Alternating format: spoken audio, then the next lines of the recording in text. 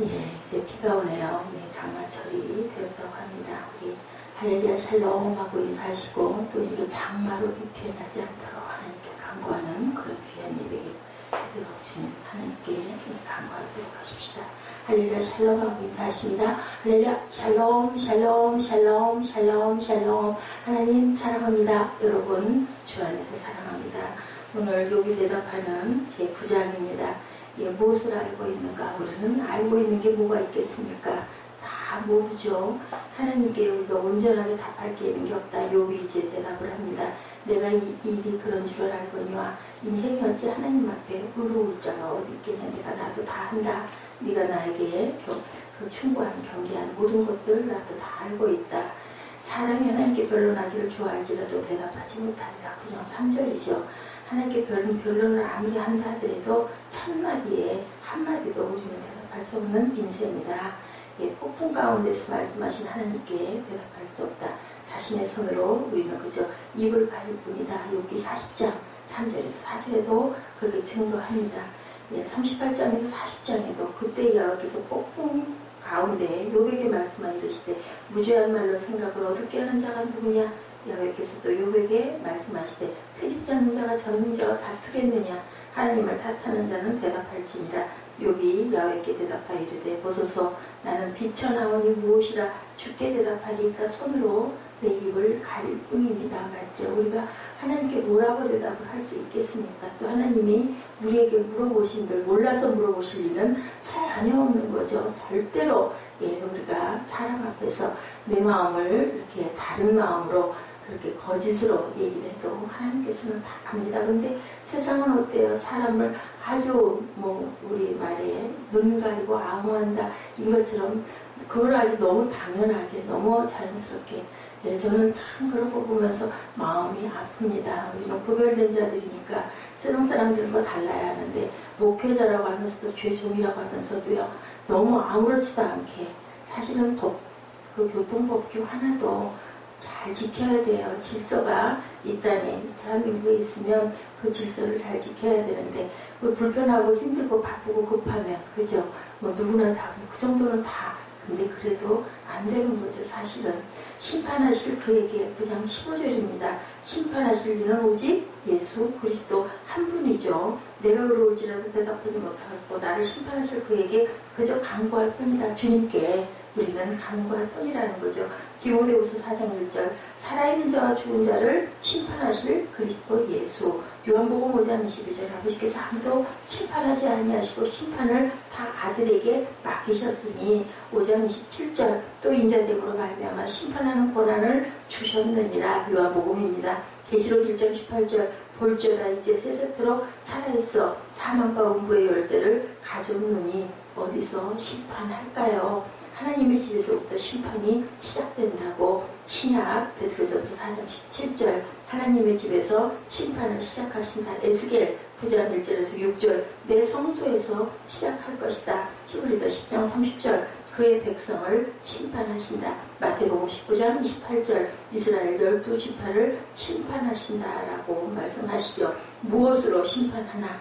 하나님의 도로 생명의 말씀으로 우리는 심판을 받는다라고 증거합니다. 요한복음 12장 48절에서 50절 내가 한 그 말이 마지막 날에 그를 심판하리라. 로마서 2장 12절 무릇 율법 없이 범죄한 자는 또한 율법 없이 망하고 무릇 율법이 있고 범죄한 자는 율법으로 말미암아 심판을 받으리라. 요한복음 5장 30절입니다. 내가 아무것도 스스로 할 수 없노라. 듣는 대로 심판하노니 나를 보내신 이의 뜻대로 하려 함으로 내 심판은 의로우니라. 아버지의 뜻대로 심판한다. 예수 그리스도께서 말씀하시죠. 어떻게 심판할까요?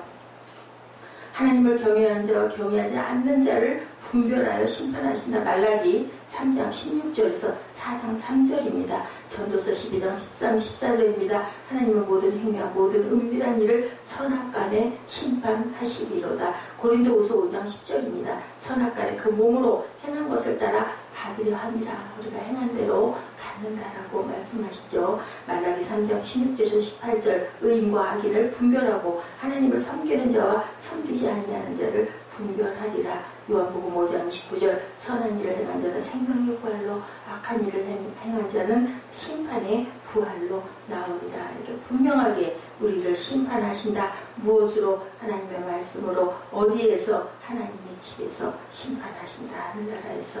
이제 우리는 하나님의 심판이 남아있는 사람들, 누가 누구를 판단하고 심판하는 몫은 누구의 것? 하나님의 것이니 우리 형제가 욥처럼 이런 어려운 힘든 상황에 닥쳤을 때는 빌달처럼 공의로우신 하나님이 너를 그렇게 심판하니 네가 이렇게 죄가 있고 너 이렇게 이런 거 잘못했잖아, 네가 의로우게 하는 사람이잖아, 이런 식으로 얘기하지 말고 형제처럼 다독이고 우리는 그저 쌈해주고, 그리고 또 마음의 안정이 온다오면 함께 울어주며 또한 그것을 놓고 우리가 기도해주는 그러한 선생의 노릇을 할 일이 아니라 형제와 벗의 그런 노릇을 해야 돼. 잘못되고 악한 것은 사실은 그것은 아닌 것이라고 정말 그 상상하지 않은 좋은 방법으로 본인도 알거든요. 그것을 이렇게 잘 경계해야 할 필요가 있다. 방법이 굉장히 중요합니다.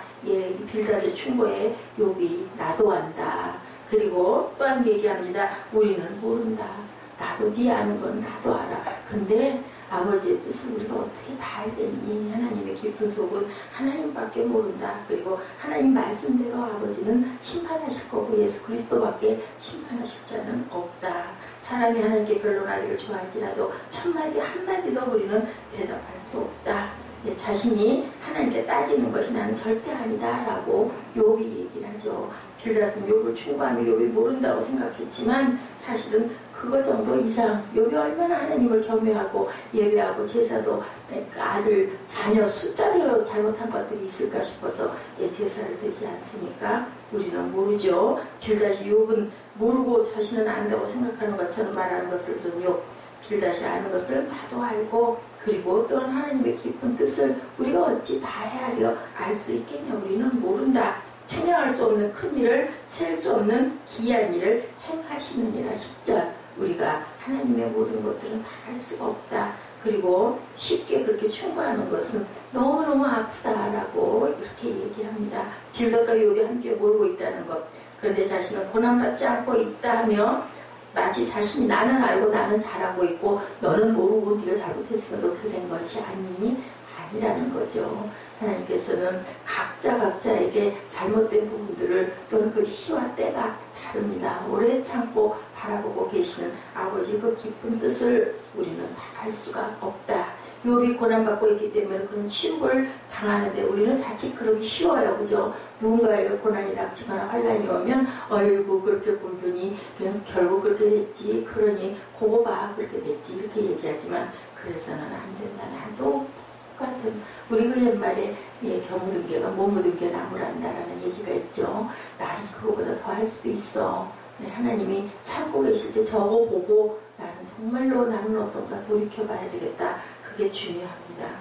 고난받는 사람에게 무엇을 가르쳐야 된다는 그러한 자세가 되지 말아야 되고, 고난받는 사람에게는 선생 같은 친구가 아니라 같이 아파해주는 그러한 친구, 주님이 우리가 고난받고 상처났을 때 같이 우시고 마음 아파하는 그런 마음이 되어야 된다는 것. 그렇기 때문에 우리는 어떻게 해요? 이웃을 사랑해야 된다. 이웃을 사랑하소서입니다. 이웃을 사랑하게 하소서. 이웃사랑이 사랑을 실천하는 시작이오니 진실하고 선한 마음으로 사랑하게 하소서. 이웃을 사랑할 수 있는 마음과 이웃을 사랑할 수 있는 시간을 주소서. 슬픔과 고통과 아픔을 함께 받아들여 나누게 하소서. 참을 수 없는 고통에 시달리는 이웃에게 사랑의 손길을 내밀게 하소서. 우리의 마음이 모나지 않게 하시고 따뜻하고 다정한 손길로 다가가게 하소서. 우리의 곁에 이웃이 있음을 감사하게 하소서. 일관교로 얽혀 사는 것이 아니라 서로 사랑을 나누며 살게 하소서. 이웃의 소중함을 깨달아 이웃사랑을 실천하게 하소서. 작은 사랑을 아낌없이 나누어 큰 사랑으로 만들어가게 하소서. 서로가 서로에게 친절을 베풀며 도와 주님이 보시기에 아름다운 사랑의 공동체를 만들어가게 하소서. 이 각박하고 사람이 식어가는 세상에 이웃과의 간격을 한 걸음씩 좁혀가게 하사 서로 사랑함으로 살만한 세상을 만들어가게 하소서. 상처받는 사람을 위한 기도에 이런 내용이 있어서 우리 함께 오늘 이 아침에 말씀으로 묵상하며 나눕니다. 욥과 같은 이웃, 또한 내가 욥이 됐을 때 우리는 어떤 마음을 가져야 되고 어떻게 우리가 하나님의 그 은혜를 구해야 할지 욥기를 통해서 하루하루 깊이 묵상하시고 혹여 내 마음에 누군가를 심판하는 부분은 없는가를 깊이 생각하는 그런 귀한 욥기 40장, 42장까지 나가면서 우리 하루하루 이렇게 회개하고 나가는 그런 하루. 어떤 이웃을 싸매줄 줄 아는 그런 더욱더 사랑의 마음을 품는 그러한 우리 하루하루가 되도록 주님 앞에 우리 깊이 경건으로 묵는 시간 되도록 하시고 오늘 하루도 주 안에서 승리하시고 메르스를 주님 물리치어 주시옵소서 하고 입술로 선포하고 마음으로 기도하는 하루 되도록 주님 인정하여 주옵소서 하고 기도하십시오.